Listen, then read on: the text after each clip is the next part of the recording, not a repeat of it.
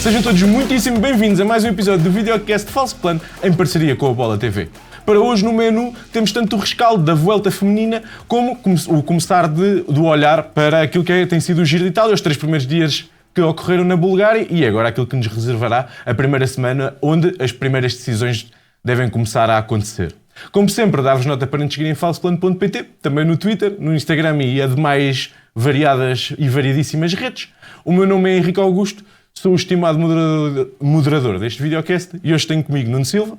Olá a todos. E mais daqui a bocadinho vou ter também comigo Miguel Pratas, mas acalmem-se aí, quem está muito entusiasmado para ver o Pratas vai ter que esperar mais uns minutinhos, mas ele vai chegar, é uma promessa. Se bem que as promessas no falso plano é sempre em princípio, tu nunca sabes bem, isto pode correr mal, pode correr bem. Exatamente. É verdade que o mundo do ciclismo está entusiasmado com aquilo que está a ser o início do Giro, porque é sempre a chegada das grandes voltas, mas também é verdade que naquilo que foi o setor feminino, tivemos já a primeira grande volta. O conceito não é exatamente o mesmo no ciclismo feminino, mas cada vez mais o ciclismo feminino vai tentando mimetizar aquilo que é o calendário masculino. E a Vuelta à Espanha, que até há 2 ou 3 edições era apenas 2 ou 3 etapas, chegou a ser também uma clássica. Agora, nos últimos anos, tem sido já uma prova de uma semana, que é as maiores provas cá no feminino. E acabamos por ter uma prova bastante interessante, mas composta por 2 fases, eu diria, não é? Primeiros 5 dias de terreno ondulado. É muito estranho, porque não havia terreno nem para fazer diferenças, mas também não havia sprints.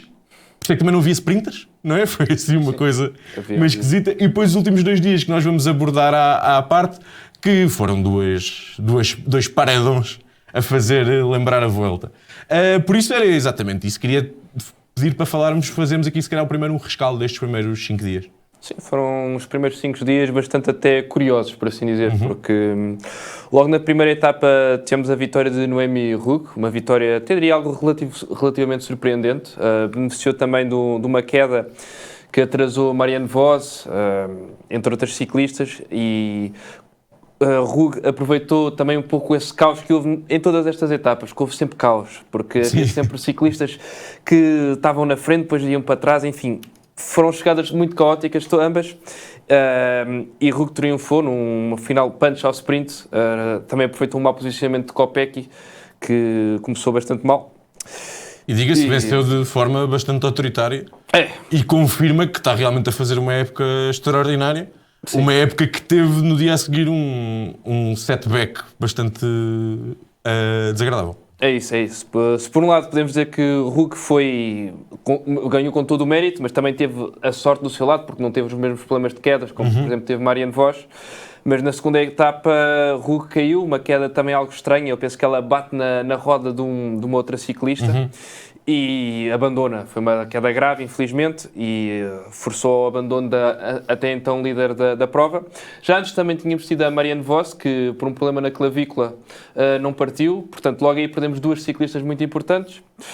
Temos mais uma chegada ali num sprint meio seletivo, meio confuso, onde ganha Shari Bossuit após Lotte Kopecky lhe dar ali Eu acho que ela empurrou, até ajudou, se calhar deu-lhe mais velocidade. Foi ali uma situação um pouco curiosa e ganhou Shari Bossuit, uma ciclista que eu diria que se olharmos a todas as vitórias destas etapas mais fáceis, por assim dizer, Bossuit é aquela que é sprinter, porque todas as outras não são sprinters.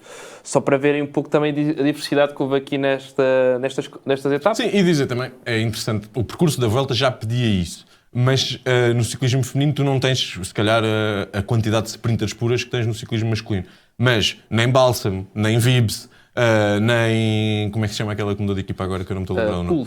Charlotte Kool, exatamente. Ou seja, essas sprinters mais clássicas, nenhuma delas esteve à partida. Sim. Isso acabou por abrir algum espaço para ciclistas como Bossuit acabarem por chegar aqui, provavelmente à maior vitória da sua carreira. Claramente. Sim, a própria Paternoster também fez uma prova interessante, também é uma sprinter que consegue passar algumas dificuldades. Eu diria que só tínhamos 2 ciclistas puras, 2 sprinters puras, a Jastrab, que faz salvo erro um 6º lugar na última escala ao sprint, e a Maria Martins, que abandonou o último dia. Sim. Mas de resto foi um pelotão sempre muito diversificado nesse sentido. Depois temos a terceira etapa, que é uma etapa onde a SD voltou a deixar fugir a vitória. A ST controlou a etapa, trabalhou bem, até que já perto do último quilómetro, Cédrine Kerbaol lança um ataque bastante forte em descida, e ela é uma excelente descedora, e já ninguém a apanhou.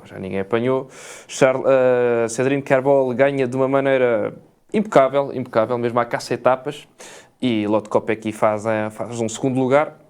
Já era o seu segundo lugar. Exato. E dar nota que, entretanto, a duas coisas. Primeiro, a EF a reagir muito bem à desistência de Noé Rueg e a conseguir arranjar outra maneira de ganhar num dia em que também já tinha dado o ataque com Faulkner.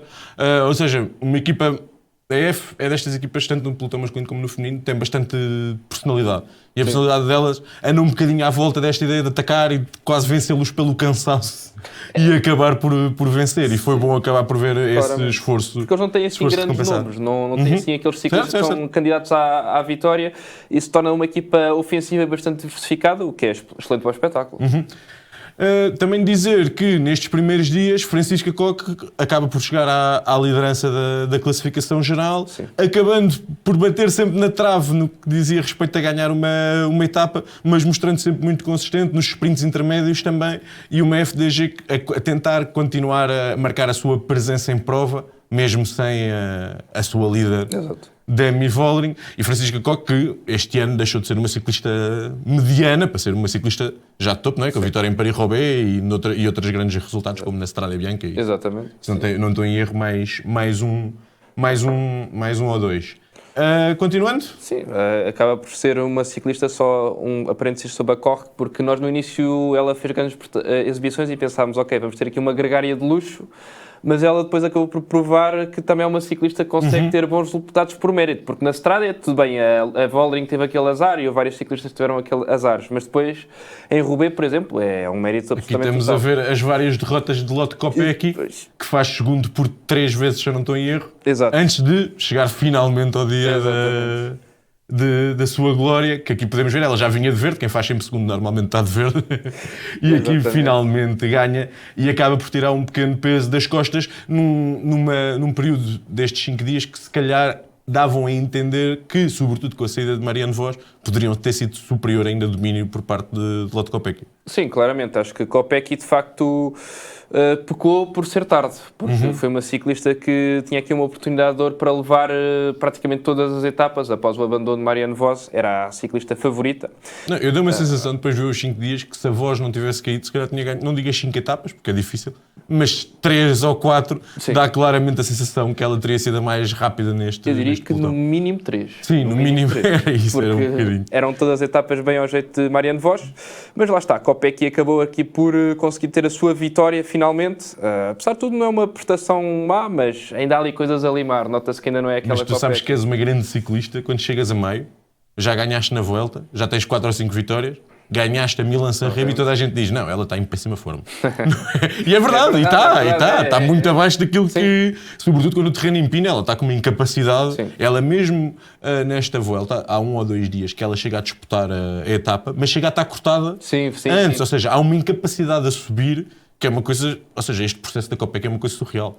Porque ela, quando não queria ser trepadora, subia muito bem, depois quis ser trepadora e não foi nada, e este ano voltou a tentar ser sprinter, mas não consegue subir, por isso. É estranho, não sei, parece que isto também poderá ter a ver também mesmo com os próprios treinos da ESD, porque de facto, às vezes quando tu queres ser muitas coisas, acabas por não ser nada, e Kopecky está um bocadinho nesta fase, mas eu acho que o caminho de Kopecky, apesar de tudo neste momento, é voltar às origens, ou seja, voltar às clássicas, voltar àquilo que ela tem de bom por natureza, que é os sprints.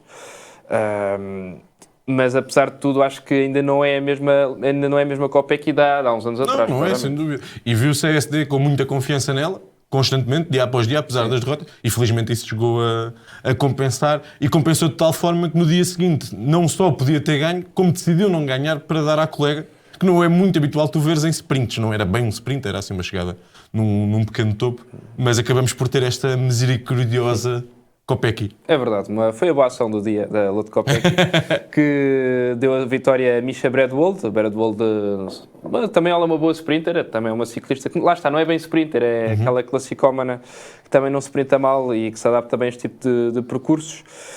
Uma ciclista interessante, é uma ciclista que eu acho que dentro desta ESD, apesar de tudo, acho que ainda vai ter oportunidades para crescer um pouco mais, apesar dela estar um pouco tapada, porque tem Vibes para os sprints puros e depois tem Kopecky, aqui para as etapas mais punch.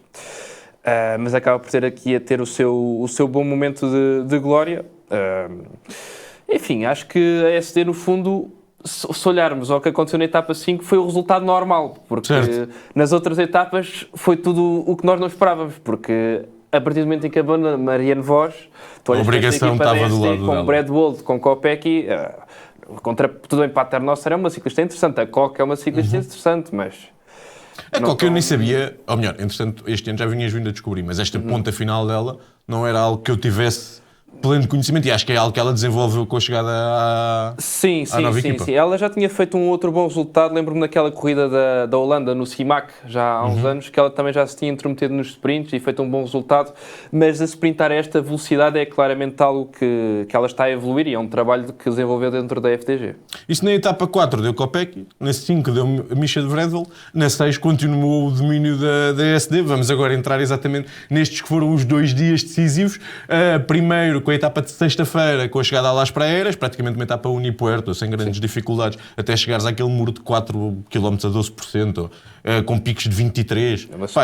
Eu sentei-me no sofá naquela do vou só aqui parar de trabalhar e ver 3 km e foi para meia hora, porque elas nunca mais despachavam, porque aquilo é muito inclinado. Eu já presenciei essa subida ao vivo, aliás, eu subi essa subida em 2022, o ano em que o Renko ganhou a Vuelta. Certo. E é uma subida absolutamente brutal, acho que é, se não mesmo, a subida mais dura, em termos de pendentes absolutas que a Volta à Espanha tem. Tudo bem, temos o Angliru e isso, mas eu estou a dizer, concentrado numa curta subida, acho que é a subida mais dura que há. Lembro-me na altura de eu até ver ciclistas, aqueles a treinar e tal, tirando aqueles que fazem por e-bike, isso é aquilo, passam a voar. Assim também eu, né? Assim também eu, né? Vamos... Mas aqueles que estão lá mesmo para sentir as pendentes, muita gente tinha de desmontar e tinha de fazer o resto da subida a pé, porque não aguentavam. Aquilo é uma subida mesmo muito, muito dura. E de facto tivemos um espetáculo bastante interessante. Temos uma vitória de Anna van den Breggen, eu acho que ganhou a experiência, porque lá está, é uma subida que... Para ser feita a ritmo, tem de ser feita a ritmo. Não era uma subida boa para Neviadoma, a própria... A Pauline até se podia adaptar, só que a Pauline, lá está, ainda não é aquela forma da Pauline, mas é uma subida que é precisa ser feita a ritmo, onde o conta mais é a experiência, e Van den Breggen fez isso. Aliás, ela assumiu a subida praticamente logo de início. Aliás, antes temos um ataque de Cedric Kerbaol. Muito ambicioso. Muito, muito ambicioso. Atacar naquelas pendentes é sempre uma ideia um bocado duvidosa. Exato, eu estava a ver aquilo na televisão e pensei assim, tu vais ficar fora do top 20.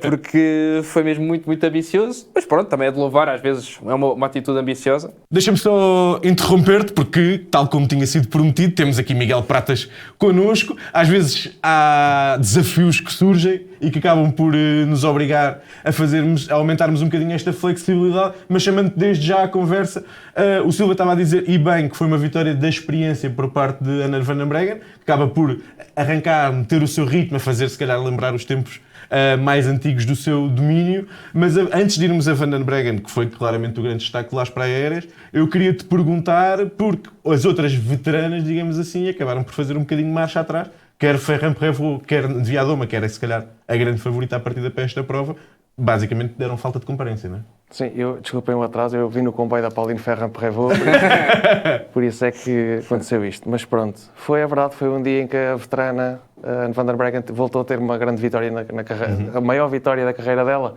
pós-reforma, lá de longe, e tivemos um desastre completo por parte mesmo a própria FDG, com a Music, com a Caixa Nevadona, que era a favorita à partida, à par da Pauline, mas a Pauline já havia algumas dúvidas como é que ela ia chegar, porque ela aponta aos picos de forma muito especificamente, e o Tour ainda não é já. Então a Caixa mostrou na primeira etapa, fez o quarto lugar, acho que foi, salvo erro. Estava em boa forma e esperávamos mais dela aqui, não conseguiu. E a Anna van den Breggen deu o baile às miúdas, que conseguiram assumir-se como os novos protagonistas do pelotão. Paula Blasi já vinha a mostrar há muito tempo, jogava em casa, tinha uma equipa que eu até estava à espera mais da UAE para render nas etapas, nas primeiras 5 etapas, e não conseguiram fazer isso. A Swinkels e a Astrab não conseguiram render, mas a Paula Blasi, e mesmo com o abandono da Squiban, mas a Paula Blasi foi incrível. A Brunel assumiu a ausência da Paulina, a ausência da candidatura da Paulina nessa etapa, e também foi a única que deu alguma concorrência e ficou no lote de candidatas à vitória na geral, apesar de já estar a 40 e 50 segundos. Mas é verdade, a Caixa Nevadona e a Pauline foram aqui as desilusões desta etapa, cujas desilusões se mantiveram depois na etapa seguinte do Sim, não houve grandes surpresas depois de um dia para o outro, tirando a prestação daquela que foi a grande dominadora na sexta-feira, e por isso eu te queria perguntar, Silvio, tu quando olhaste, ou seja, vês o fim da etapa em Las Praieras, vês a forma como a Anne van der Breggen ganhou, achaste que Paula Blasi, mesmo não tendo perdido muito tempo, ainda ia poder dar a luta, ou achaste que estava encerrado no sentido da veterana neerlandesa? Sim, sendo totalmente sincero, eu acho que já estava encerrado, porque Van den Breggen, lá está, o Angliru também é uma subida de ritmos, é uma subida mais longa, naturalmente, mas também é parecida no sentido de que é de ritmos. Mais longa, mais longa, igualmente dura, ritmos é o que conta, e da maneira como Van den Breggen triunfou em Les Praieras, pareceu-me, ok, está controlado, até Blasi pode ficar ali um bocadinho mais perto, quem sabe até podem chegar as duas, mas para a geral eu acho que Van den Breggen tem isto controlado. No entanto, acabou por ser exatamente o oposto. Eu acho que a subida, se repararem, ela quebra também já feitos 4, 5 km de subida do Angliru. Portanto, se o Angliru fosse também idêntica a Les Praieras, a Breggen tinha ganho isto.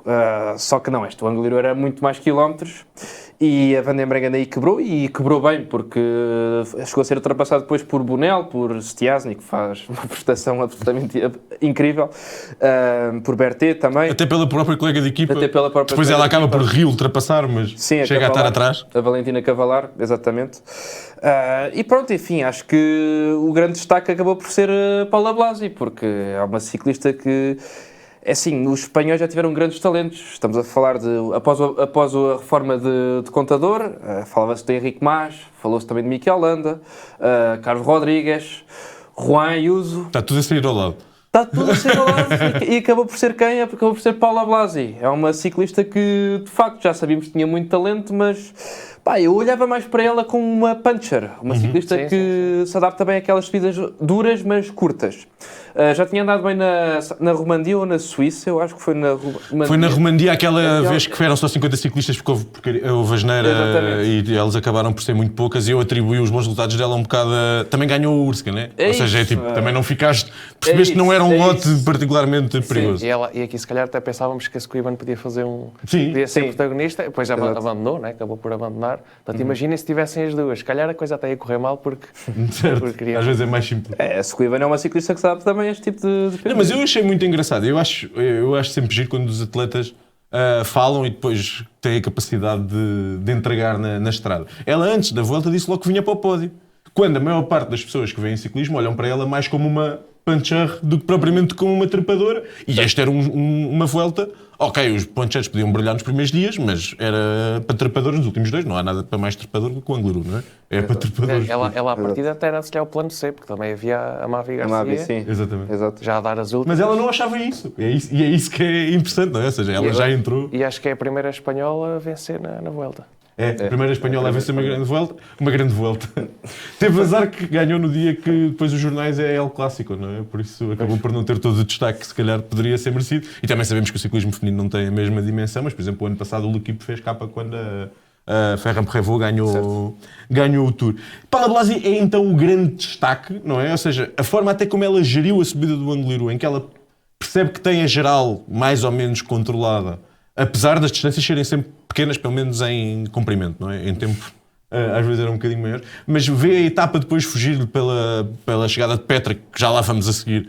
Para mim foi um coelho sacado da cartola. Eu vou ser completamente honesto, eu não a conhecia. Eu também não sou um especialista de ciclismo feminino, mas eu não sabia quem ela era, não é? E ganhar no Angliru acaba por ser bastante impressionante, mas a forma e a calma com que ela geriu isso, e também ainda a ter idade, levam-te a pensar, podem vir outros voos mais para a frente? Claro. Tanto com ela como com Marion Bonel, que era uma vencedora já do Tour de l'Avenir, mas que também tardava um bocadinho em confirmar, sobretudo, eu diria, por uma razão de... Ou seja, ela sofre muito com tudo o que não é subir, não é? E nas outras etapas. Exatamente. A Bonel terminou sempre ali nos últimos grupos da frente. Mas conseguiu sempre terminar no grupo da frente. Sempre no grupo da frente. E a Bonel, tal como a Blas, era até o plano C da equipa, não é? A Bonel.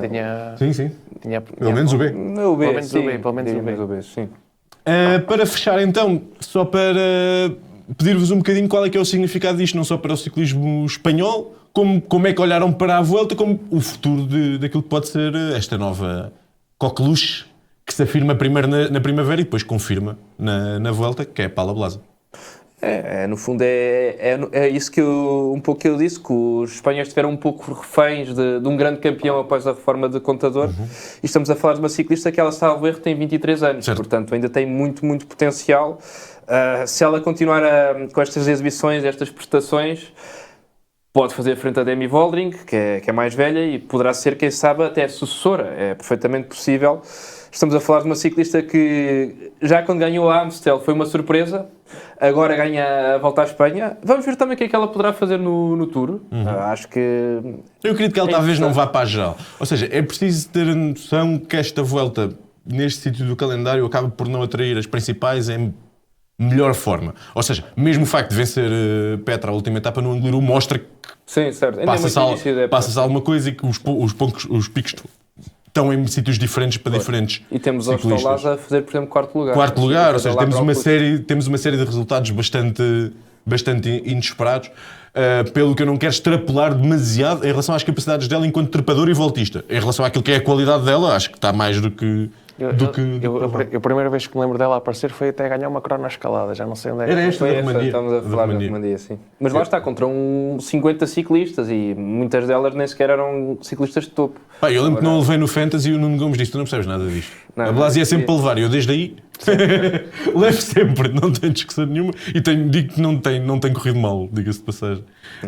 Só dar aqui então um respeito a Petra Stjasny, que acaba por ser a grande surpresa, se calhar, desta Volta à Espanha, ainda mais do que Paula Blasi. Completamente. É uma ciclista que é muito, muito magrinha. Ela pesa, segundo o PCS, acho que é 43 quilos. Também ajuda para subir o Angliru, não é? Menos peso. Acho que isso também influenciou, de facto, foi uma equipa ela corre na Human Powered Health, que é uma equipa das mais modestas, por assim dizer, não é uma equipa por aí além. Mesmo em termos de resultados, ela já tinha andado bem numa outra corrida, lembro-me em El Salvador já ter aparecido, a fazer uma outra boa prestação. Também na Volta à Suíça, acho que não foi a época passada, foi há 2 anos, também fez ali um outro resultado interessante. Mas para esta dimensão acho que ninguém estava à espera, acho que nem ela própria estava à espera, porque foi absolutamente brutal. Ela, de resto, em Les Prares faz top 20. Certo. Normal. Discreto, sim. Discreto, normal. E depois chega aqui e ultrapassa-as todas. Ainda por cima ela faz uma corrida de trás para a frente. Porque... Não, ela primeiro mete-se à frente do grupo, ainda para ir com 7 ou 8 a meter ritmo, depois as outras começam a arrancar e vão para a frente, e ela depois vai buscando uma a uma, tranquilamente. Deu uma almeidada, por assim dizer. Sim. Completamente.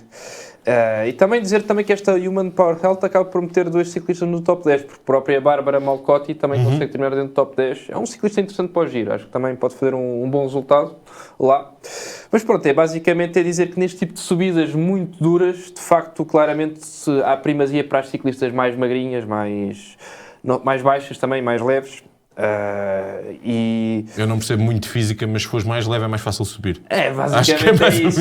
Ainda por cima são subidas que são tão duras, porque não são aquelas subidas em que, 7, 6% em que a velocidade ainda é alta, não é? A velocidade ainda é alta, não, são subidas mais de 10%, mais de 15%.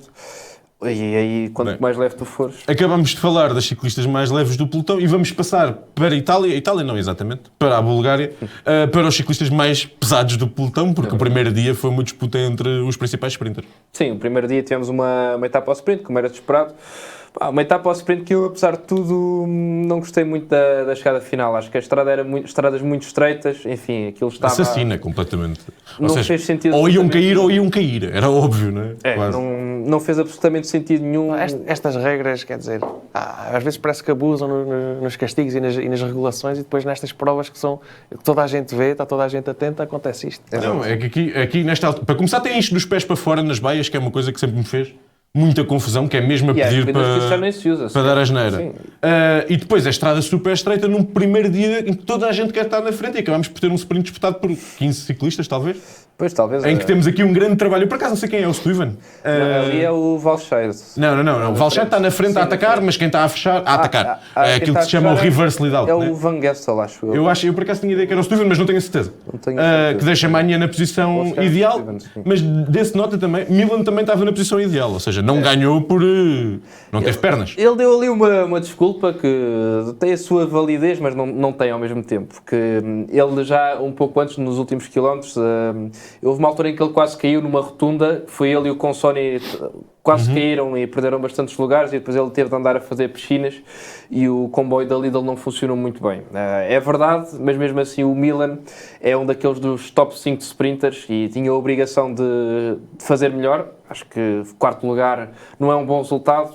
Magni, tudo bem, é um excelente sprinter, eu acho que tem potencial para de facto também entrar no clube dos grandes, mas Tobias Lund, bom sprinter, tudo bem, mas eu acho que é mais um sprinter que consegue se adaptar mais dificuldades. Mais dificuldades, e o Vernon é um pouco a coisa. mesma situação.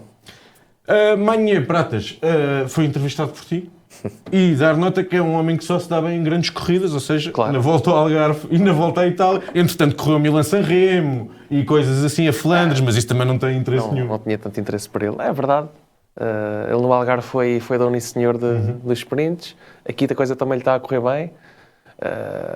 Nesta etapa não há muito a dizer, e a equipa dele também está preparada para isso. Como falaste, o Stuyven é dos melhores lançadores, com muita experiência, sabe colocá-lo bem. Pá, ele tem a velocidade. Eu acho que não há ninguém que diga que ele não é top 3. Agora é fácil dizer, mas antes de giro começar, que não é top 3 dos mais rápidos. Acho que é unânime que é o Jonathan Milan, este novo Dylan Groenewegen nesta equipa, e o Paulo Magnier. Não podemos esquecer Tim Merlier, apesar de tudo. Sim. É verdade que ele quase não tem corrido este ano. Não, estou a dizer top 3. Ok. Desculpa. Eu estava a dar um enquadramento maior. Se calhar, se concordarem, já falamos da etapa 2 a seguir e falamos já da etapa 3. Não, mas a etapa 1 falta mencionar aqui o ataque do nosso António Morgado. Exatamente, ganhar 2 segundinhos. Deu ali a ideia que podia ser por ambições no dia a seguir. Ele depois vem a dizer que se calhar não era por ambições, era para o carro estar melhor colocado pelo lugar da classificação geral da UAE. Eu nunca me atravesso demasiado, mas acabou por ser uma boa entrada, que depois acabou por ser um bocadinho estragada pelo que, o que já vamos falar a seguir.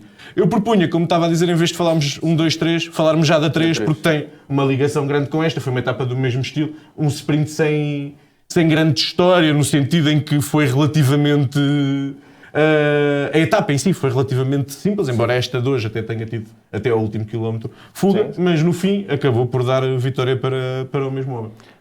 É uma etapa típica de giro, com uma segunda categoria ali no meio, para fingir que faz uma filtragem, mas não faz filtragem nenhuma. Para dar também alguma esperança àquelas fugas que já sabe à partida que não vão ganhar. Foi o caso 2, mais 3 pinados das equipas italianas. Que ainda tiveram esperança, desta vez deixaram-nos... Eles foram apanhados ali já perto dos 500 metros. Sim. Mas deixa-me dizer, esta chegada, mais uma vez, duvidosa do ponto de vista da organização. É que aquilo nem é bem para ver, mas está cheio de buracos. Eu acho que o Milan não ganha por causa disso. Eu também tenho essa sensação, mas não quis dizer, porque parece que eu não gosto de desculpas. Mas ele arranca muito cedo. Sim, eu acho que era porque ele já sabia que ia apanhar este tipo de terreno mas e quis lançar. A bicicleta, aquilo ali, não.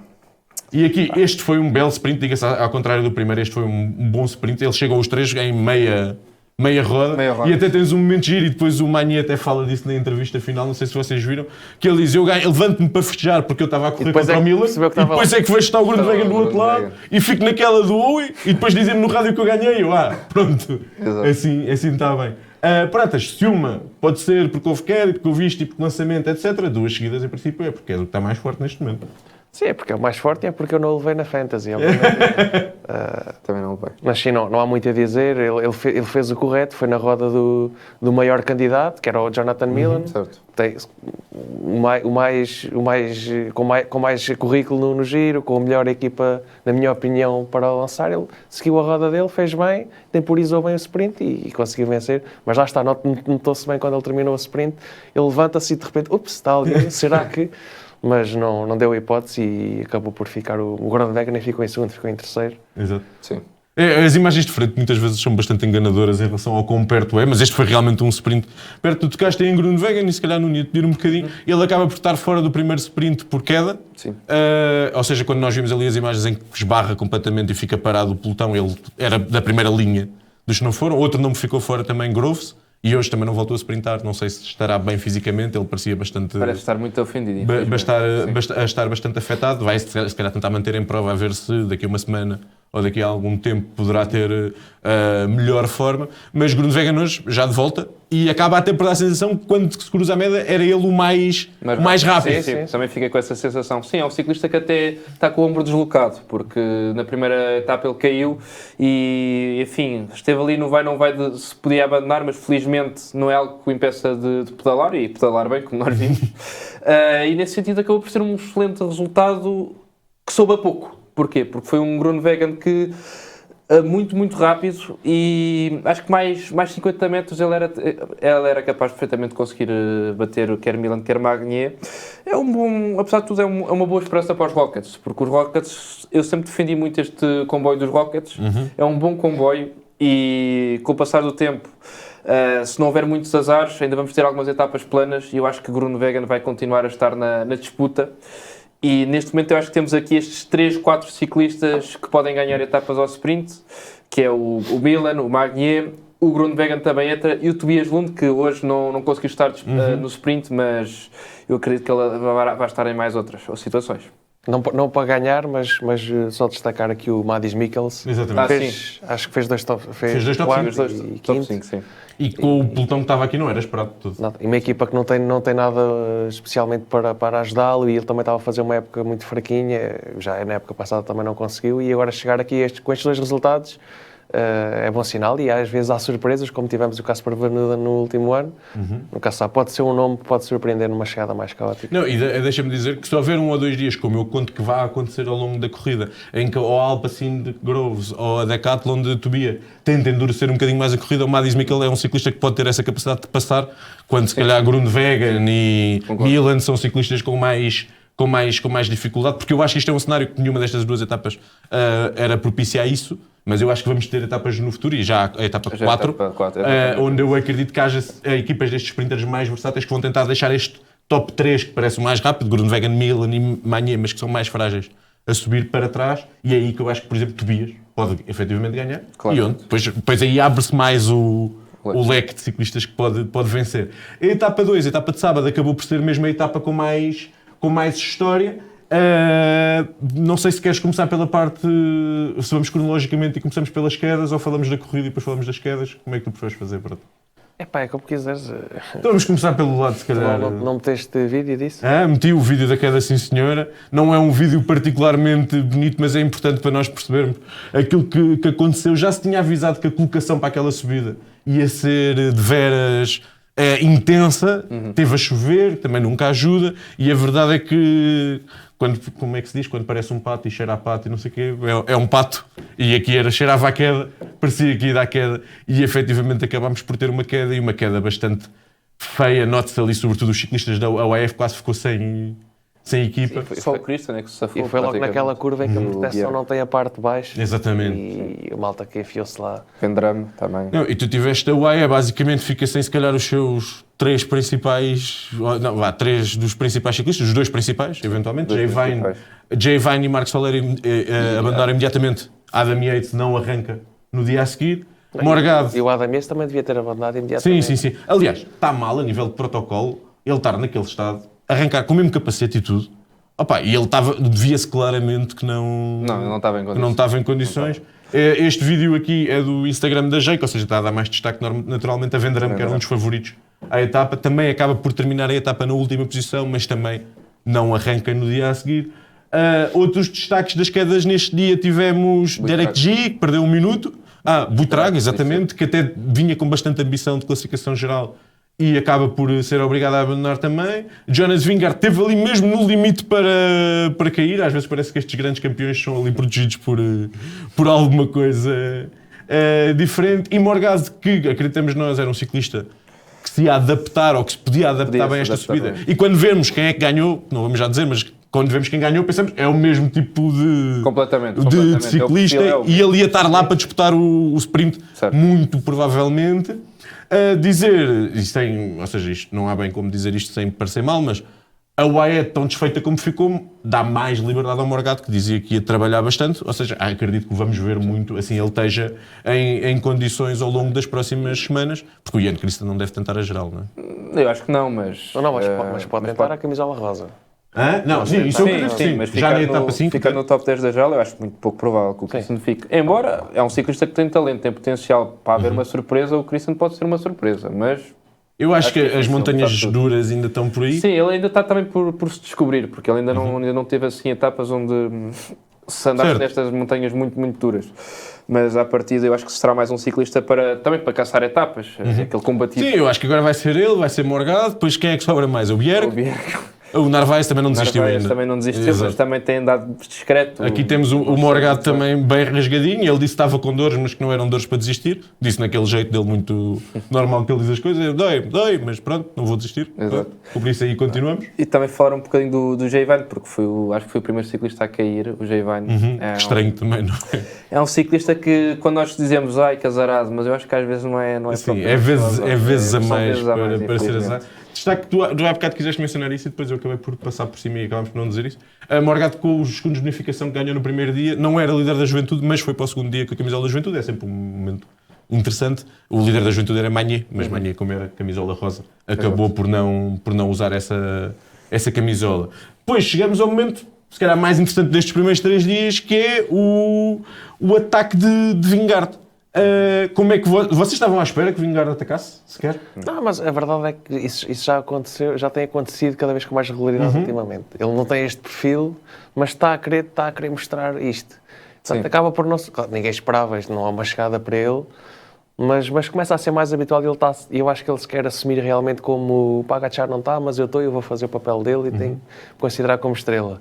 E ele, se calhar, nesta edição, se lhe vai tentar ganhar, em vez de ganhar 1 ou 2 etapas, se lhe vai tentar mesmo vencer 4, 5, 6 etapas e para subir um bocadinho ali o estatuto e a maneira robótica como nós olhávamos para ele, que é este gajo também como a Sky, estou na frente, vou só gerir, vou só na roda, e ele foi muito criticado por isso, naquelas edições em que assumia a camisola amarela, depois nunca colaborava, e eu acho que ele quer mudar essa imagem, quer mostrar um ciclista diferente. E envelheceram mal essas críticas, não é?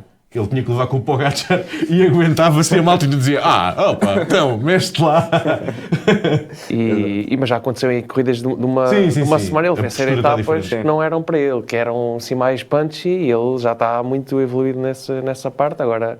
Ele atacou e é mais por aí. Acabaram por ficar apenas 3 ou 4 ciclistas com ele. Antes disto, eu queria perguntar, preocupa-te de alguma forma o facto de Vingegaard ter atacado numa zona ali de 9, 10% e não ter conseguido ficar isolado? Não. Ou achas que é simplesmente corrida e foi o que foi? Ele também não quis, se calhar, ir ao vermelho? É simplesmente corrida e lá está, não era uma subida propriamente das mais duras, era tudo bem, tinhas essa parte dura. E mais longa, não é? Ele é um ciclista... E é muito cedo ainda. E é muito cedo ainda. Se fosse a terceira semana... É isso, os ciclistas ainda estão frescos. Ele até diz com alguma graça que ele atacou para o grupo ser pequeno na descida. Foi ele que disse. Eu primeiro disse isto a brincar até num dos nossos grupos, mas ele depois disse não queria fazer a descida em pelotão. Que é um bocado tipo, ataquei pronto, só para não me chatear muito. Quem seguiu na altura foi o Pellizzari e o Eidfeld. E podiam perfeitamente ter ganho a etapa. Eu acho que só não ganharam no fim porque houve ali um pouco uma desorganização.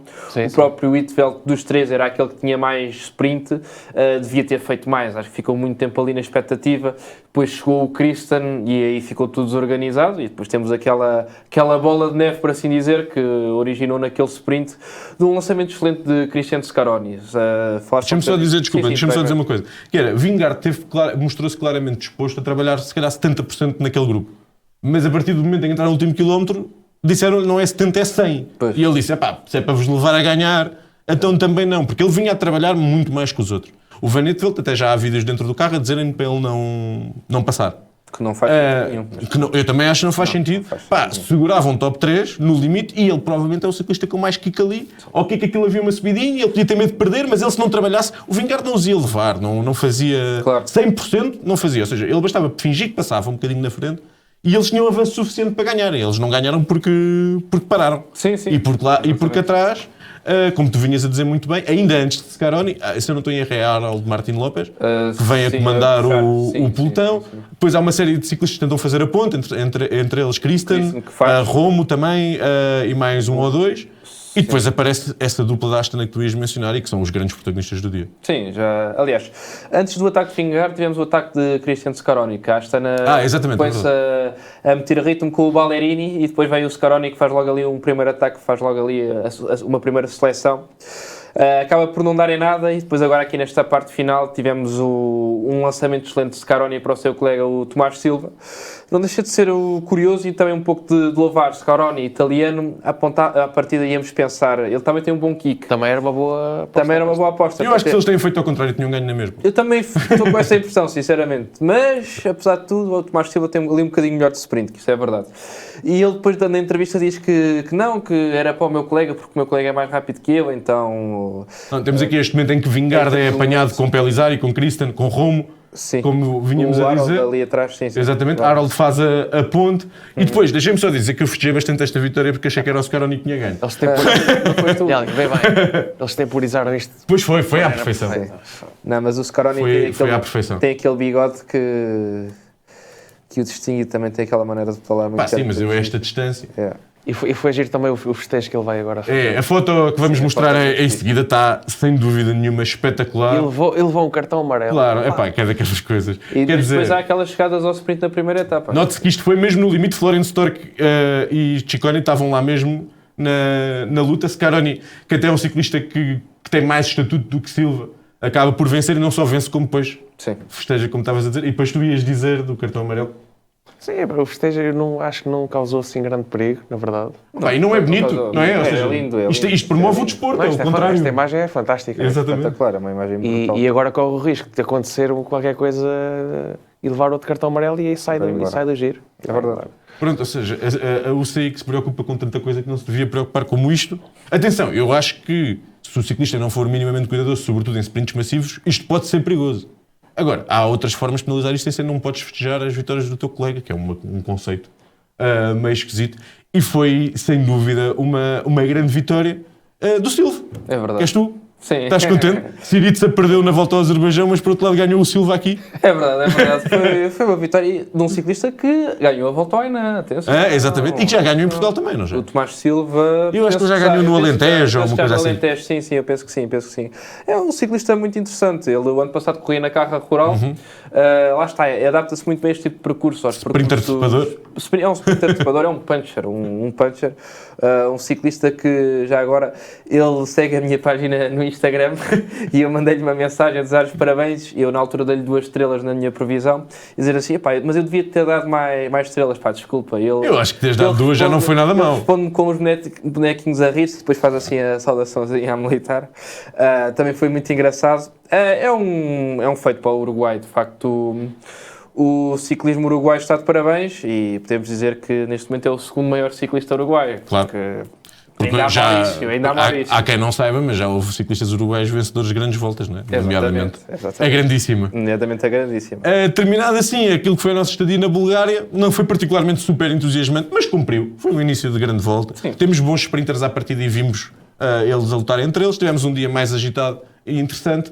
Ok, esta semana que vem também não promete assim 1000 problemas, mas vou dividir aqui, são 6 etapas, 3 para cada um. A etapa 4, 5 e 6 contigo, Pratas. O que é que podemos esperar? A etapa 4 é muito semelhante a esta etapa 3. Tem uma subidazinha de segunda categoria. A diferença é que o final, em vez de ser plano, é um bocadinho... É um falso plano. E pode fazer aqui diferença para corredores como o Werner ou como o Lund Anderson, como referiste, gostam mais da estrada um bocadinho mais inclinada e podem ter essa Dar só a nota que a dificuldade é um bocadinho mais perto da meta e um bocadinho mais longa. Ou seja, eu acho que a probabilidade de alguns ciclistas ficarem para trás acaba por ser um bocadinho maior, porque hoje o único ciclista que vimos ficar para trás é o Arnaud Lick, também não sabemos bem porque é que está presente sequer. Mais valia não ter aparecido. Mais valia não ter vindo. Não, acho que o Dylan Groenewegen é daqueles que as equipas mais pequenas vão tentar descartar. Para descartar o Magnier e o Milan vai ser mais difícil porque eles têm Eu mais acho que o Milan hoje em versatilidade. dia se calhar não está muito longe do nível do Groenewegen a subir. Eu O acho Magné que eu sim. acho que está um bocadinho acima. É assim, por exemplo, na etapa 2, ambos terminam a 2 minutos do pelotão. Sim. E o Tobias Lund terminou a 1 minuto. Terminou mais naquele grupo da frente, com o Aular. Mas isso às vezes engana, porque o Tobias até metade da subida estava nos primeiros, ou seja, ele tentou. Sim, Só que depois quando percebes que não vai, também não vai, não é? Sim, Abres um bocado. isso também acaba por ser verdade, mas... Eles não estão cá para a geral, ou seja, quando percebem que não vão conseguir. Mas olhando um pouco... Mas o Groenewegen acabou só a 2 minutos? Não, estou a falar do Magnier com o Milan. Ah, Os dois ok. terminaram O os dois Groenewegen acabou mais longe. Não, sim, o Groenewegen acabou para aí a 7 minutos. Ok. Nem sequer tentou. Mas o Milan e o Magnier terminaram os 2 minutos.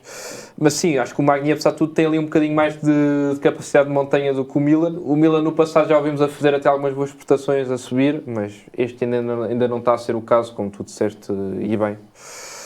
Etapa 5, aqui se calhar é a primeira etapa meias gangas, meio... É a etapa Pinarello. Vai ser um Pinarello qualquer a vencer. Quem sabe é ele mesmo. Vai ser muito, quem sabe é o Pode ser próprio o próprio. Pinarello. Exato.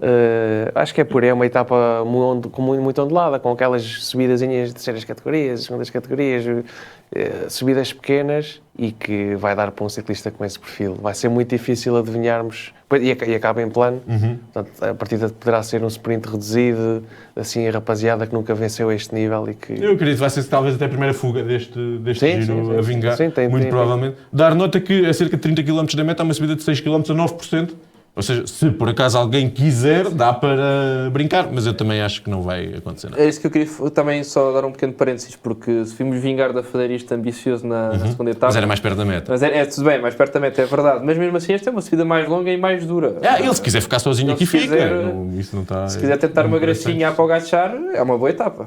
Bem. Acho que a Astana tem capacidade para conseguir controlar minimamente a camisola do... Sim, eu também acredito. Sim, até Silva. o blockhouse, à partida, sim. A etapa 6, só para acelerarmos aqui um bocadinho, é um sprint. sem É o grande sprint em história. Nápoles, é Exatamente, plano, é clássico. o normal. Um pequeno balanço aqui, ou seja, até esta etapa 6 vai-se continuar a ser os sprinters o destaque. Neste momento, Magnier parece o maior, o mais forte. Contam que isso seja uma tendência para manter e como é que isso se pode misturar com as lutas da Ciclamino? Não, eu acho que agora vão ser outros vencedores. Acho que não vai ser para ele, não vai ser tão dominador assim, mas pode chegar à etapa 6 com a Ciclamino, claro. Sim, eu acho que a partida de Ciclamino, Magnier, neste momento até é capaz de ser o principal favorito. Certo. Mas por outro lado, eu ainda não estou totalmente convencido que ele seja o melhor sprinter em termos de pura velocidade, porque vimos o Groenewegen que veio muito bem de trás, que podia ter ganho. O próprio Milan anda a cometer alguns erros. Se conseguir afinar no mano a mano, mesmo o Milan bem posicionado, acho que pode perfeitamente ganhar. E essencialmente estes dois. Depois podemos ter, claro, as surpresas. Podemos ter os Van Udens da vida. Eu neste momento ainda considero o Milan o favorito, porque ele Sim, eu já também ganhou isto considero. muitas vezes, em 3 semanas está mais habituado. O Lund Anderson, por exemplo, tem este perfil, mas nunca fez as 3 semanas com estes objetivos. Acho que pode ser um ciclista para ganhar noutra Bem, edição. e depois chegamos, começa o giro. É verdade. Não é? À sétima etapa começa o giro. A grande subida ao Blockhouse. É a subida para abrir as hostilidades, por assim dizer. É a primeira chegada em alta série do Giro. É uma subida de... São 13 km a 8,4%. Enfim, é uma brutalidade. Já puxa. Se, à partida deste Giro, eu até pensava que, ok, isto até poderia eventualmente ir para uma fuga, porque sabemos como é que é como é que era a barra, é o Vingegaard, não sabemos muito bem. Mas eu agora, a ver esta atitude de Vingegaard, acho que Vingegaard vai querer já levar o Blockhouse para casa e vamos ter o primeiro duelo entre os trepadores que vão para a geral. Uma etapa absolutamente dura e conto com o Vingegaard já a ganhar com pelo menos 1 minuto de vantagem para Júlio Palizari. Pratas, reveste aqui na leitura Sim, do Silva. 100%. O Vingegaard vai chegar e vai dizer: meninos, até agora é sério e eu vou abandonar. Tenho uma consulta às 5 e eu vou já chegando lá acima. Depois vocês, quando quiserem, vão lá ter. As dificuldades não se ficam pelo Blockhouse, mas dar nota que é sexta-feira é o dia principal desta semana. Exato. E é o primeiro, aliás, ou seja, é o primeiro grande momento de decisão deste giro. Os favoritos acabam por ser os favoritos. Nós falámos na antevisão geral à prova. Exclui-se infelizmente Adam Yates, que acabou por abandonar, mas ainda mais curioso depois desta etapa 2, de ver como é que Júlio Palizari vai pelo menos tentar ou não responder, e pelos homens da Ineos, que se têm mostrado ambiciosos, sempre bem colocados, já foram buscar uns segundinhos, quer Bernal, quer Arendsman, ver como é que se vão bater. Sim, depois a seguir temos as outras etapas, a 8 e a 9, são etapas um bocado estranhas, por assim dizer, porque são chegadas em alto, não são bem chegadas em alto, são etapas assim mais palpantes. A etapa número 8 é uma etapa que quase que me faz lembrar uma clássica, porque tem muros muito duros, depois tem zonas muito fáceis, é para ciclistas explosivos, para os chamados punchers. Eu acho que... Em português diz Morgado. Sim, é isso. Mas é exatamente, era esse nome que eu ia exatamente falar. Morgado, se já tiver recuperado das dores e pronto, se efetivamente não for assim algo muito mau, tem aqui uma oportunidade para fazer aqui um resultado interessante. Sim, a tendência será que será mais um dia para a fuga. Sim. E aqui há muitos punchers e há muitos ciclistas que vêm com estas etapas marcadas. Jan Christen, Scaroni, Morgado, Narvaez, Pinarello, Etveld, que eu não sei se ele vem para a geral. Ou se vai... Ele disse que vinha para as etapas. Para as etapas, então pronto, perde 10 minutos no blockhouse, no dia a seguir já pode vir aqui tentar brincar. Não sei se queres destacar mais alguém. Acho que pode ser uma etapa para a Astana, como perdeu, vai perder a Rosa no dia antes, ou para tentar ganhar ou para tentar recuperar. Sim, há aqui a hipótese forte. Pode recuperar com outra. Há aqui a hipótese forte pelo histórico daquilo que é o comportamento de Vingegaard, dele tentar perder a Rosa neste dia, não é? Sim, pode acontecer. Dar 10 minutos a um... Dar 10 minutos a alguém. Porque não o Tomás Silva, outra vez. Exato. Esta até é uma boa etapa para ele também, não falamos dele, mas também é uma boa etapa para ele. E no dia a seguir, uma chegada em alta, sim. É, uma chegada em alta não me causa grande entusiasmo, sinceramente.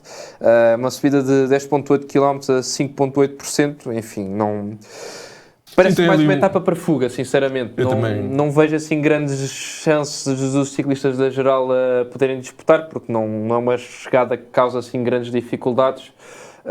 Enfim, só se houver algum ciclista com uma fraqueza maior é que poderá perder algum tempo, mas acho bastante improvável, sinceramente. Esta primeira semana, e sobretudo aquilo que é o dia do blockhouse, vai servir, é um bocadinho aquele passar o pano, a ver quem é que está para a disputa e quem é que não está a sério para a disputa.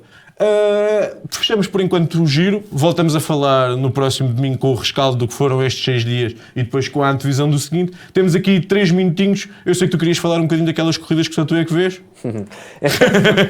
Vamos falar então só inicialmente da volta ao Azerbaijão, que é a corrida que está a ocorrer atualmente. Não é só o Giro de Itália, também temos o Azerbaijão. Temos uma vitória... até pela ordem oposta. Exatamente. É uma corrida onde a Astana vai estar presente e tem o Enoch Moulou-Brun, o ciclista que ele veio no DS, portanto acho que tem tudo para ganhar a geral. E tivemos um sprint ganho por Alexei Schnirko, ciclista da Lininga, a equipa do mítico Alexander Salvi, a bater o Gleb Syriza. Só destacar só uma coisa muito rápida, que já dentro do último quilómetro houve um ciclista que se atreveu a dar um encosto no Gleb Syriza, e pronto, já sabe o resultado, esse ciclista caiu e Syriza continuou. Enfim, loucuras. E é isso, que também falaste só do pós ao vivo, que na volta à Grécia, que até foi transmitida na Bola TV, que o pós ao vivo faz segundo lugar, portanto o ciclista que... Quem ganhou? Ganhou um ciclista checo, que eu agora não me estou a lembrar o nome, peço desculpa. Não, estás desculpado. E o Colin Stussy, o ciclista que já ganhou a grandíssima, fez terceiro lugar. Dizer também que o pós ao vivo está programado para fazer, pelo menos segundo o PCS, está programado para fazer o Grande Prémio das Beiras. Olha. Portanto, o pós ao vivo é tipo... vamos ter pós ao vivo cá em Portugal à partida. Portugal, olha, Grécia está a bom tempo, eu vou lá. Agora Portugal também deve estar bem lá na Grécia. É uma boa pré-reforma. Exato, é uma boa pré-reforma. 43 anos, vou subir umas montanhinhas aí pelo país. Pelo mundo. Pratas, 2 clássicas muito rapidamente que aconteceram esta semana. Queria só dar a nota no Azerbaijão, está lá a equipa do Hobbits. Sim. Um projeto muito giro. Eles têm estado a fazer corridas fora do país, estiveram a fazer umas clássicas nebalas, que agora foram ao Azerbaijão. Então lá o Bruno Maceiras. É o único português, por acaso, lá. Sobre estas 2 clássicas em França, a primeira foi em Morbihan, foi dominada pelos franceses, que fizeram 7 a 8 franceses. Não tinha reparado, mas foi os primeiros 7 são todos franceses. O Cosnefroid, que já tinha estado bem ultimamente, e a assumir, quando assume o papel de liderança na UAE, tem conseguido dar vitórias à equipe. E ele sabe a coisa que gosta destas coisas. Gosta disto. Ele gosta disto, exatamente. E venceu mais uma vez, e destacar aqui a malta da Decathlon, o Isidore e o Lapeira, que fizeram os 2 outros lugares no pódio. E hoje tivemos uma corrida um bocadinho mais caótica, que é o Trobo-Leon, que é uma corrida com muita lama, por norma é sempre muito caótica. E que o vencedor leva um leitão, desorganizada. não é? O vencedor leva o leitão. Para muitos o maior prémio o prémio mais giro do ciclismo e acabou por ser o Filippo Fiorelli que se conseguiu destacar de um grupo com vários ciclistas se calhar com mais nome e com mais capacidade, mas lá está, deram-lhe alguns segundos e ele conseguiu Benefícios de correr numa equipa grande também, não é? aproveitar essa liberdade como terceira opção se calhar da equipa e tem a primeira vitória. É um ciclista giro, chega ao World Tour com 31 anos e consegue já ter aqui uma boa vitória. Fechamos assim mais um episódio deste videocast. Voltamos para a semana para vos trazer todas as novidades do ciclismo internacional, com destaque naturalmente para o Giro de Itália. Como sempre, dar-vos nota para nos seguirem em falsoplano.pt, também no Twitter e no Instagram. Vemo-nos no próximo domingo, segunda-feira. Até lá, um abraço.